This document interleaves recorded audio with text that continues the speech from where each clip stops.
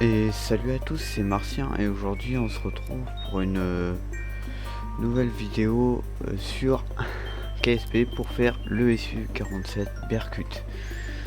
Alors, comme vous...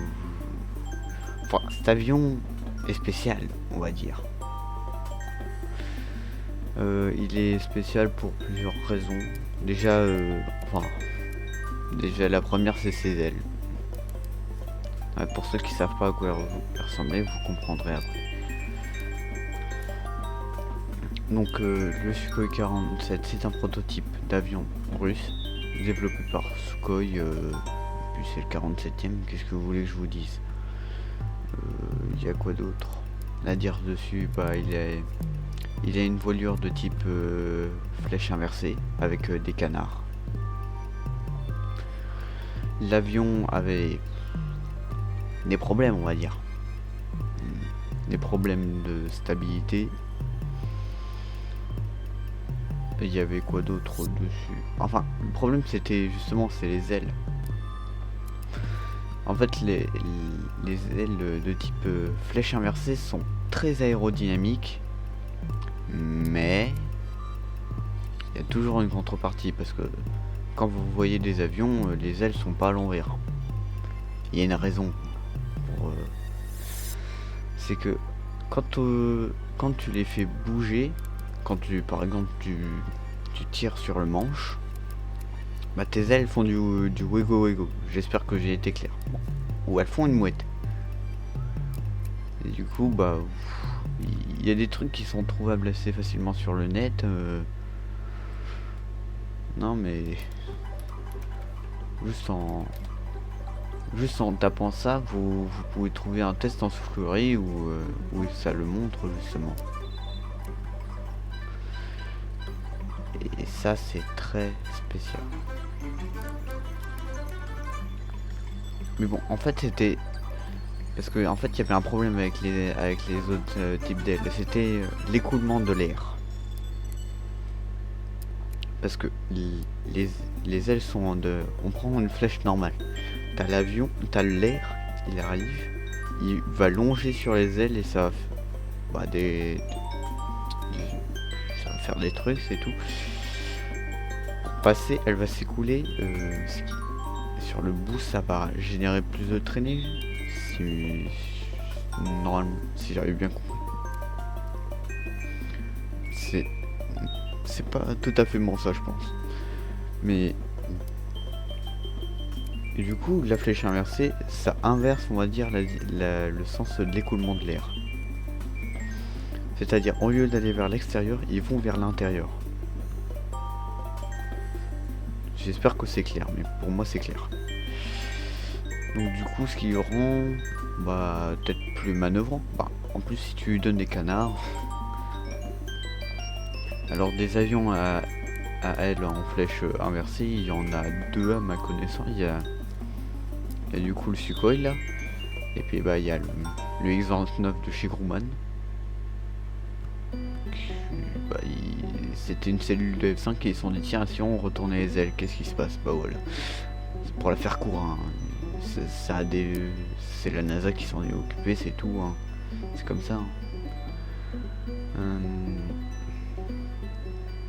Bah sinon j'ai beaucoup galéré à la construction de ça parce qu'il y avait plusieurs choses qui n'allaient pas avec.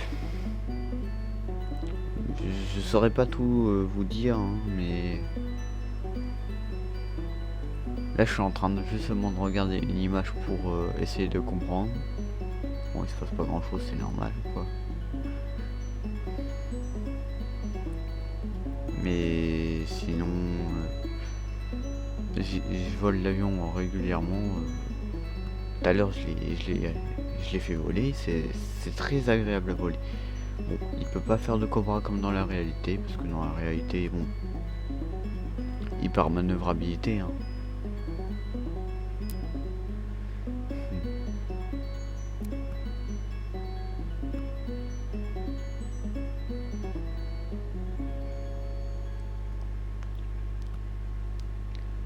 Genre ça fait des torsades.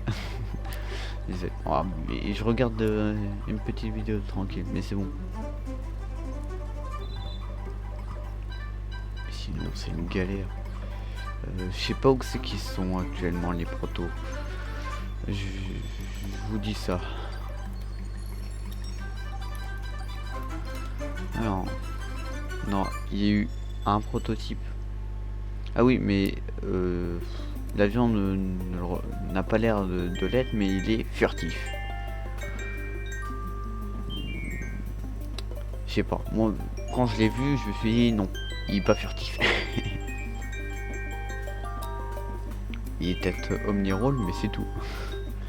De toute façon, c'est qu'un prototype, donc qui fait partie du programme Pacte TFA, donc entre autres le Sukhoi 57. Hein? Non. Bon, des avions comme lui, il y en a pas un. Bah au moins lui il était spécial. Ça. Non mais je regarde des fois ses spécificités. Déjà je savais même pas qu'il avait une soute. Il peut mettre 3 missiles. 3 gros missiles. Donc il va faire mal. Il aurait pu faire mal. Mais sinon quand je regarde le RPP, le rapport poussé-poids toujours, il est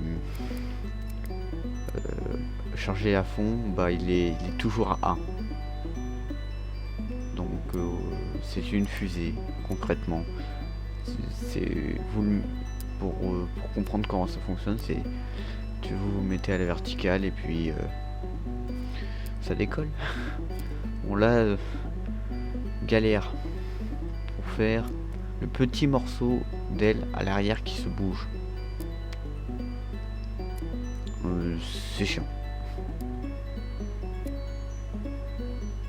Non mais j'ai l'impression que tous les avions en 7 qui est de chez Sukhoi, ils sont des protos à partir du 37. 37 surnom Terminator. Ah, ça fait plaisir à Harold. Attendez, je vais essayer de bien le dire. Est-ce que je vais réussir à bien le dire? Cher, non. Attendez.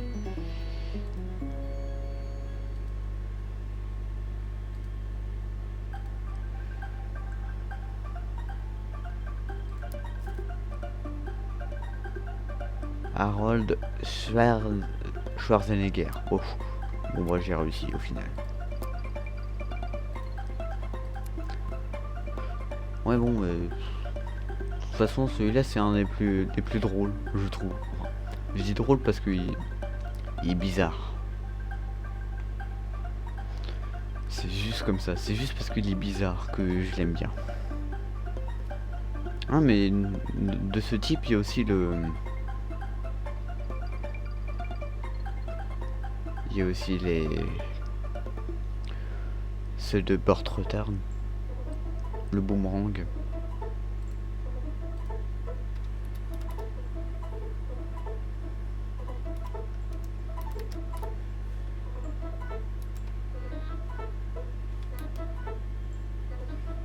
Punaise.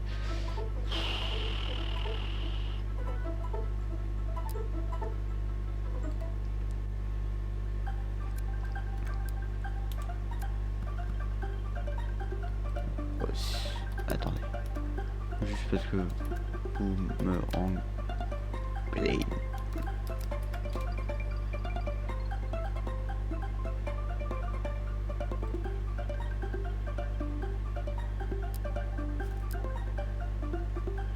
Le Rutan Boomerang, c'est comme ça qu'il s'appelle. Bon, si vous voulez son Wikipédia, il est que en anglais, donc si vous êtes bilingue. Non, mais parce que le truc, il est encore plus bizarre que le Sukhoi 47. Alors, on va bientôt passer au vol de test. Donc, du coup, pour revenir à l'avion de Rutan, le boomerang, du coup, asymétrique de partout. Pour faire simple, je sais que les avions à hélice c'était asymétrique, mais lui c'est un biréacteur déjà. Enfin, pas réacteur du coup. Biturbo.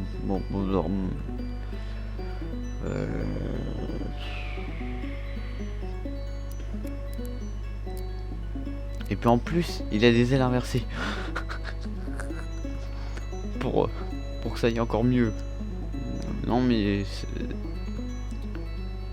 ce gars est un génie. C'est le gars qui a créé le Spaceship One et c'est tout. Il a fait. Il a participé au test du XB70 Valkyrie. Hein. J'ai fait une petite vidéo dessus. Hein. Petite, je sais même plus combien elle fait. Mais bon. Ouais. Cet avion il est beau, mais du coup le Sukhoi il est magnifique, mais bon. Est-ce que vous voyez ça dans votre jardin enfin, passer au-dessus de vos têtes, vous avez peur ou moi je flipperais un peu quand même parce que bon, faut s'imaginer avec une grosse étoile rouge du communiste. Non, ça c'est pour juste rire que je dis ça. Donc là j'essaie de voir pour corriger la maniabilité et tous ces petits défauts comme ça. Donc au total il y aura 2 tests. Bon, j'inverse tout le temps, à chaque fois j'inverse les trucs du Capcom Controller, c'est tout. Mais bon.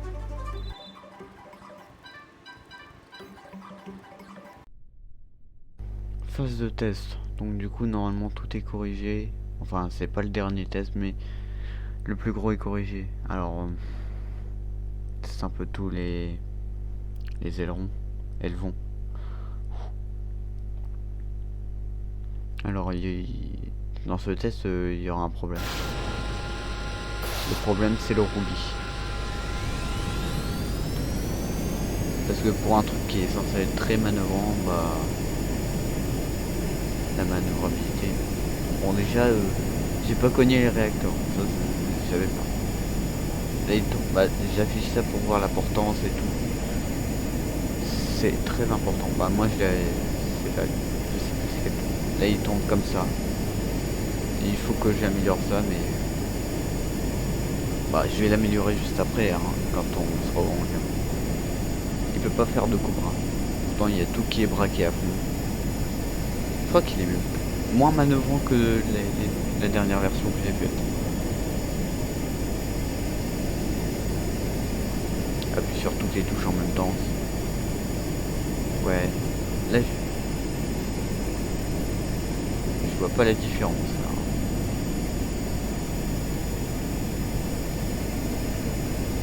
Ouais. Ouais bah ça c'était mon vol de test. Numéro 2, mais il y en a un que vous avez pas vu mais c'est normal ça. Alors là je sais même plus qu'est-ce que j'ai corrigé là. Ah oui. Toujours le centre de portance et de poids. Bon là j'ai refait un vol de test et là il faut corriger les ailerons. Parce que ceux au bout d'elles, les slats elles s'occupent du roulis. C'est moi qui ai décidé. Et ça va causer des problèmes. Croyez-moi, ça va causer des problèmes. Déjà parce que bon,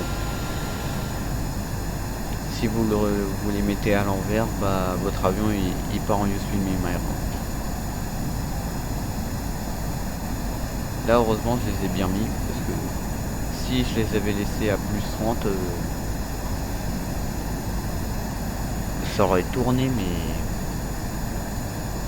là j'essaye de voir c'est quoi le meilleur.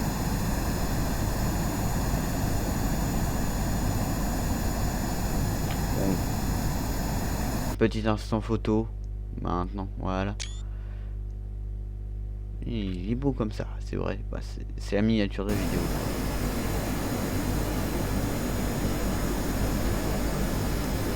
Il est bien manœuvrant. pense que bon, je sais déjà ça va être quoi la prochaine vidéo sur KSP. Donc sinon là j'ai rien à dire, je m'amuse en faisant les figures et pour montrer ce qu'il peut faire et ce qu'il peut pas faire. Donc je vais vous donner un petit indice sur la prochaine vidéo sur KSP. Alors c'est sur un avion de la Seconde Guerre mondiale.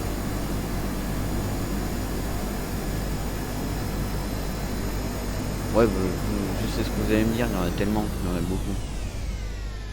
Bon, je vais raccourcir, je vais rendre le truc un peu plus précis. C'est un biréacteur et il est américain. Donc, pour ceux qui veulent deviner, devineront. Et puis, bon, là, test de décrochage juste pour voir.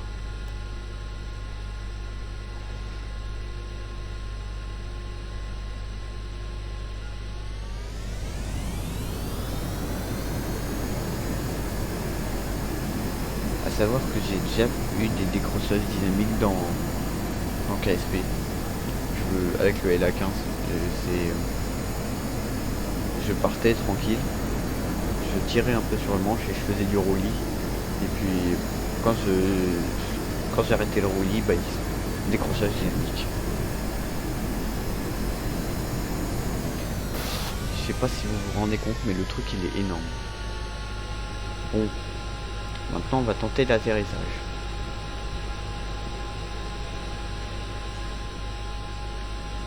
Je sais même pas s'il a un aérofrein le truc. Je pense pas. Hein.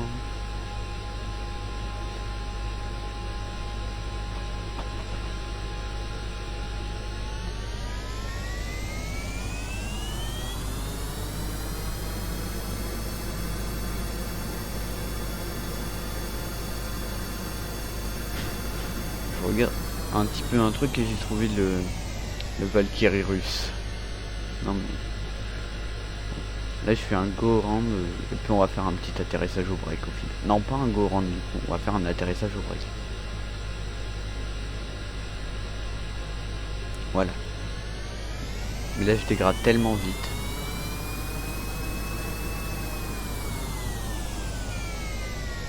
J'active les RCS par accident, mais moi je vous dis à la prochaine pour du coup l'avion mystère. Enfin, mystère il sera plus si mystérieux pour quand il sera sorti, mais bon.